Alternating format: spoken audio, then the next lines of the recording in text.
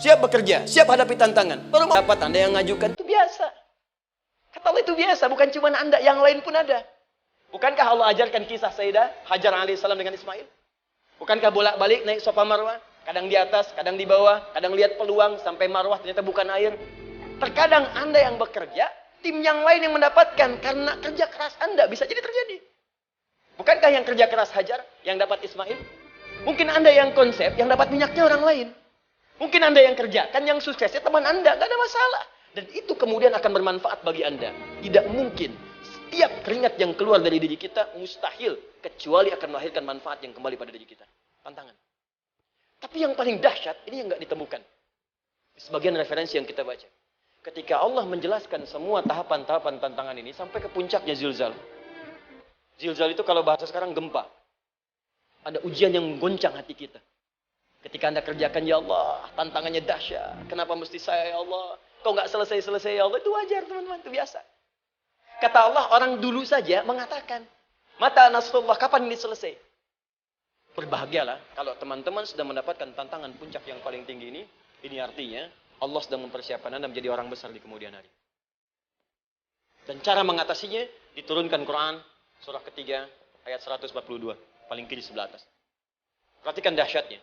Yang pertama diterangkan tantangannya, yang kedua dijelaskan cara mengatasinya. Saya mau berhenti sampai di titik ini, nanti saya terangkan cara berinteraksi dengan Al-Quran. Ya, perhatikan baik-baik. Kata Allah, jika kelak engkau sudah bisa memetakan tantangan ini, maka siapkan solusi untuk mengatasinya. Ayatnya dibuka dengan kalimat yang sama persis. Saya pernah sampaikan teori ini di dua perusahaan besar di Indonesia.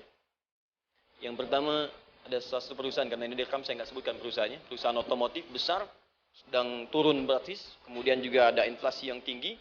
Itu saya terangkan teori Quran. Ya praktekkan berhasil, Pak. Padahal saat itu saya presentasi di depan non-muslim. Non-muslim. Sales-sales se-Indonesia dikumpulkan, saya bedah tentang ini. Dan mereka berhasil. Sampai sekarang naik lagi. Yang kedua sama, ini direkturnya juga non-muslim. Tapi nggak apa-apa, kita diskusi. Dan mau mendengar teori ini. Dan praktekkan, naik. Ya, dulu di satu perusahaan minyak juga. Sedang turun, karyawan semua dikumpulkan. Lalu kita bahas tentang ini, kita terangkan. Yang ini yang paling menarik dari Al-Quran. Kalimatnya sama persis. Quran surah ketiga ayat 142. Am hasibtum an tadkhulul jannata. Apa Anda duga akan begitu mudah mendapatkan kesuksesan dalam hidup? Tolong fokus baik-baik. Jangan selalu mengartikan jannah dengan surga. Karena asal kata jannah itu artinya kesuksesan, kebahagiaan yang belum tampak. Surga, kenapa disebut dengan jannah? Karena itu puncak kebahagiaan kita yang belum nampak sekarang. Saya kasih rahasia ya. Ini antara kita saja nih. Kalau ada kata jim dengan nun di depannya, itu pasti tidak nampak. Tersembunyi. Apapun tambahannya. Ya, misal, jin kenapa disebut dengan jin? Karena memang ketika diciptakan, dia tidak tampak. Tersembunyi. Lawannya ins. Karena itu kita disebut ins. Karena saat lahir kita tampak. 18 kali disebutkan dalam Al-Quran. Ya ma'syaral jinni wal ins. Wa ma khalaqtul jinna wal ins. Jadi jin disebut jin karena memang fitrahnya tersembunyi. Gak nampak. Jadi kalau ada jin melakukan penampakan, itu jin sedang kena masalah. Sedang keluar dari fitrah. Sama dengan manusia, harusnya tampak. Jadi kalau ada manusia yang senang sembunyi-sembunyi, dia sama dengan bukan saya yang bilang, sedang punya masalah. Ke kantor, sembunyi-sembunyi. Hati-hati Pak Alfian tuh. Biasa ada pintu depan, masuk pintu belakang. Suami di rumah, buka WA, sembunyi-sembunyi. Bu, hati-hati tuh.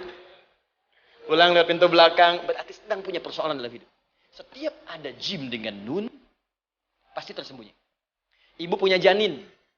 Rahim. Dalam rahim ada janin. Kenapa disebut dengan janin? Jim, nun, ya, nun. Karena sosok itu belum nampak dalam pandangan kita. Nanti kalau sudah lahir, baru tampak. Jannah, kenapa disebut jannah? Karena belum tampak dalam pandangan kita. Nanti kelihatan. Karena itu dalam Al-Quran, kata jannah itu tidak dikhususkan dengan surga. Tidak dikhususkan dengan surga. Kadang-kadang menunjuk aspek kesuksesan yang belum tampak. Anda mau ngubur minyak, minyaknya belum tampak. Belum kelihatan. Anda mau kerja, ya hasilnya kan belum tampak. Baru ikhtiar sekarang. Karena itu orang Arab disebut kaya kalau mereka mendapatkan kebun yang tak tampak sebelumnya. Kebun anggur, Bukan kurma, kalau kurma banyak. Kebun anggur, ada apel, ada jeruk, sampingnya ada sungai-sungai, disebut dengan jannah. Ya, kalau punya unta, nggak kaya di Arab, biasa. Karena yang kelihatan padang pasir, unta, hitam, merah, biasa. Tapi kalau sudah punya kebun anggur, yang sulit di padang pasir ada kebun, itu baru disebut kaya. Karena itu orang Arab kadang mengartikan jannah dengan aspek kesuksesan yang belum tampak. Diartikan dengan kebun anggur, kebun apel, dan macam-macamnya. Perhatikan. Am hasibtum an tadkhulul jannah. Apa Anda duga ingin sukses itu begitu mudah? Sukses jadi tidak. Walamma ya'lamillahu alladhina jahadu minkum wa ya'lamas sabirin. Perhatikan baik-baik. Sebelum Allah memastikan pada diri Anda terdapat dua hal yang paling utama untuk mengatasi tantangan tadi. Satu, jahadu. Kesungguhan. Serius. Kalau mau sukses, mesti serius. Kerja serius. Cintai pekerjaan Anda. Ya, belajar anak-anak serius. Pastikan belajar dengan serius. Jangan cuma anak-anak duduk paling belakang, nggak pernah nanya, kadang ngantuk, pulang. Ujian, besoknya mau ujian, baru belajar. Ya, sistem SKS, sistem kebut. Ya, kadang-kadang sejam, Bu, Pak. Saya pernah ada orang di luar ngadu waktu di Libya, Ustaz, gimana ini orang Indonesia? Kenapa? Saya belajar 3 bulan. Besok mau ujian. Teman antum orang Indonesia pinjam catatan saya baru semalam. Dia dapat 8, saya 7,5. Saya bilang, Anda belum tahu sistem SKS itu. Baik, ya. Tapi itu bukan solusi. Begitu ujian selesai, ilmu lupa. Itu poinnya. Ini kalau hanya sekedar ilmu dipakai untuk ujian, pada prakteknya nggak akan terpakai. Ini banyak anak sekolah sekarang hanya belajar untuk ujian saja. Padahal kalau dipraktekkan, kadang kaitan dengan agama tinggi, Bu, Pak. Fisika itu dengan agama itu tinggi. Gaya F1 sama dengan F2, gaya gerak sama dengan gaya dorong. Gaya sedikit, maka keluarnya sedikit. Pukul kencang, bunyinya kencang. Imannya kalau kuat, amalan jadi banyak. Iman sedikit, amal pun sedikit. F berbanding lurus dengan P, hukum Pascal. Gaya berbanding lurus dengan tekanan. Masuk bab akhlak. Makin banyak gaya, makin banyak tertekan. Nah, itulah. Gaji 5 juta, gaya 10 juta. Kan? Ini serius. Serius. Di divisi apapun Anda, saya 3 sepekan lalu lah takziah ke tempatnya yang Habibie, diminta tausiah di sana, dan saya perhatikan beliau termasuk yang paling serius ketika diberikan tugas apapun. Pernah diberikan amanah kecuali mencintai pekerjaan itu. Yang Habibie demikian. Jadi orang sukses itu serius. Tapi keseriusan itu kata Allah petakan jadi 3 bagian lagi. Karena jahadu itu punya 3 turunan kata. 1, keseriusan merencanakan disebut ijtihad namanya. Punya rencana. Mappingnya apa? Stepnya apa? Oke, Anda ingin kerjakan sebuah proyek, baik, proyeknya berlangsung berapa lama? Target kita apa? Jangka panjangnya, menengahnya, jangka pendeknya. Kemudian apa tantangan yang akan dihadapi di setiap tahapan-tahapannya? Selesaikan. Bahkan saking pentingnya tahap perencanaan ini, ditunjukkan oleh Allah langsung lewat sholat. Teman-teman masih ingat? Sholat pertama yang kita kerjakan, setiap hari sholat apa namanya? Subuh. Apa artinya subuh? Tuh. Ini masalahnya. Ini kata Al-Quran sendiri ya, kata Al-Quran sendiri. Nanti akan ditemukan orang yang ibadah tidak paham apa yang dikerjakan dan dilakukan dalam ibadahnya. Contoh sholat. Kata Allah akan ada orang sholat yang saat sholat tidak mengerti apa yang dia baca dan dia lakukan dalam sholatnya. Jujur tanyakan pada diri kita. Sampai detik ini, dari sekian ribuan kali ruku dan sujud, berapa persen bacaan sholat yang kita pahami? Jangan-jangan kita ruku tapi nggak ngerti yang dibaca. Sujud tak paham yang diungkapkan. Bagaimana bisa khusyuk? Mustahil. Kembali ke sini. Kenapa sholat pertama itu disebut dengan subuh? Teman-teman, ternyata semua nama sholat dari subuh sampai isya, plus bacaan dan gerakan dari takbir sampai salam, itu bukan sekedar gerakan semata. Semua ada artinya, ada maknanya. Dan diajarkan oleh Nabi langsung. Subuh disebut dengan subuh. Ada 2 kata. 1, fajar. Quran surah ke-17 ayat 78. Inna Qur'an al-fajri kana mashhuda. Kedua, subuh di surat At-Takbir. Was-subhi idza tanaffas. Kenapa disebut fajar? Fajar itu pancaran positif, pancaran kebaikan. Jadi kalau yang baik disebut fajar. Kalau yang jelek disebut fujur. Fujur ada di Quran surah 91 ayat 7 sampai 8. Wa nafsi wa ma sawwaha fa'alhamaha fujuraha wa taqwaha. Fujur itu rambatan, gelombang buruk yang muncul dari nafsu. Ya, ditembuskan ke elemen tubuh kita. Misal gini. Tiba-tiba pengen marah. Ya, di tubuh kita mengatakan melotot. Maka ini ada pancaran di hati kita, nyambung kemudian ke mata. Ini rambatan dari sini ke mata disebut fujur namanya. Mau ke tangan, pukul. Masuk ke tangan. Itu rambatannya disebut fujur namanya. Ya.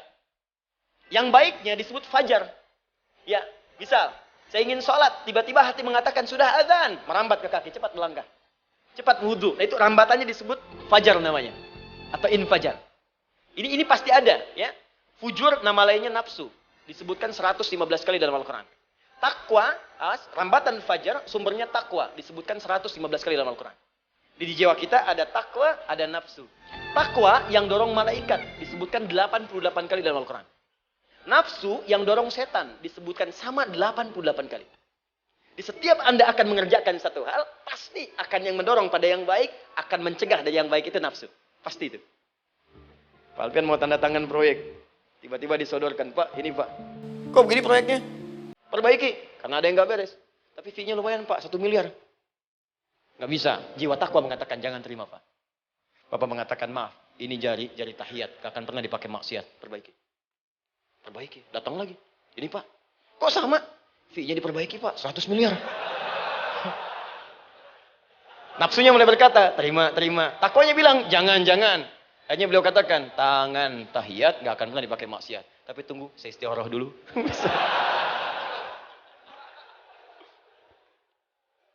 Nah, waktunya, ini salatnya disebut fajar. Kenapa disebut fajar? Karena saat kita tidur, terus dengar suara azan, Allahu Akbar, maka memancar dari iman kita, rambatan untuk merespon suara itu. Bangun kita untuk menunaikan salat.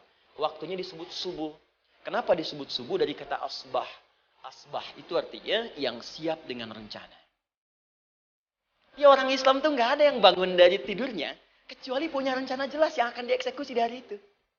Makanya sebelum kita bekerja mengeksekusi itu, kita datang menghadap Allah supaya Allah berikan kemudahan di setiap aktivitas kita. Coba lihat manajemen Nabi. Bukankah sebelum tidur beliau istighfar dulu?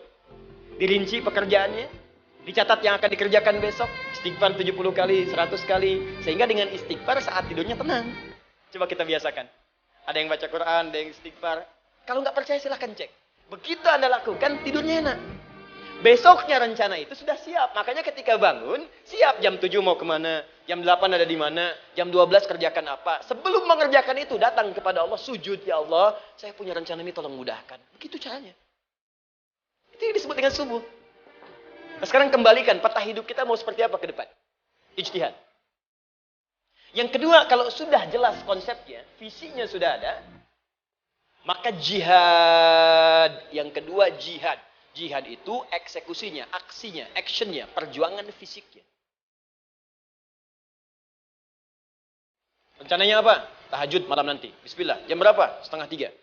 Baik, yuk kita mulai rencanakan. Eksekusi rencananya. Bagaimana cara kita bangun 2:30? Pasang alarm. Jam berapa alarm dipasang? 3 kali. Pertama 1:30, kedua 2 kurang 1/4, ketiga jam 2 lewat 1/4. Baik. Alarm pertama untuk mematikan alarm kedua. Alarm kedua matikan alarm ketiga. Ketiga siap-siap. Baik. Siap bangun. Jihad. Awas, ini penting ya. Jihad itu jangan dipersempit maknanya kepada situasi peperangan saja. Tidak. Banyak jihad itu luas sekali medannya. Karena jihad itu perjuangan fisik. Dan maaf sekali. Dalam konteks perang pun bukan menyerang orang. Tapi membela diri saat diserang. Di Islam itu bukan agama ekspansi. Cek di sejarah, nggak ada Islam menyerang. Yang ada itu membela diri saat diserang. Atau saat orang lain dizalimi dan kita diminta untuk terlibat, kita membantu. Ini bukan dalam konteks sekarang yang banyak dibincangkan. Tembak orang, bom orang, nyerang orang. Bukan. Itu waktu kejadian bom Tamrin itu pertama, saya di Lampung posisinya. Itu begitu meledak, tuar. Pertanyaan pertama Pak di Badistani. Ustaz, apakah bom di Jalan Tamrin termasuk jihad fisabilillah? Saya bilang, Pak, sependek pengetahuan saya, jihad fisabilillah itu jihad di jalan Allah, bukan di Jalan Tamrin. Kaidahnya beda. Nah, misal mencari nafkah itu jihad. Cari nafkah jihad. Quran surah keempat ayat 34, paling kiri sebelah atas. Tugas pertama ketika menikah kata Allah, ar-rijalu qawwamuna 'alan nisa. Setiap lelaki itu diminta oleh Allah untuk mengatur bagian rumah tangganya. Jadi pemimpin di rumah tangganya. Ya bima faddalallahu ba'dahum 'ala ba'din, karena diberikan kemampuan untuk memimpin. Di pemimpin itu ada di suami. Dan ciri khas pemimpin, Bu, biasanya ciri khas pemimpin apa, Bu? Bukan tegas, bukan. Ciri khas pemimpin itu tidak mau dipimpin. Makanya kalau ada sesuatu, masukkan lewat usulan. Jangan beri saran. Kalau saran susah. Itu pemimpin. Baik. Tapi yang paling luar biasa, kata Allah. Perhatikan kalimatnya indah sekali. Wabima anfaqu min amwalihim. Saya berikan tugas untuk mencari nafkah. Ketika seorang lelaki bertugas mencari nafkah. Ingat ya. Konteks apapun. Kalau perempuan nanti bekerja bukan nafkah. Poin.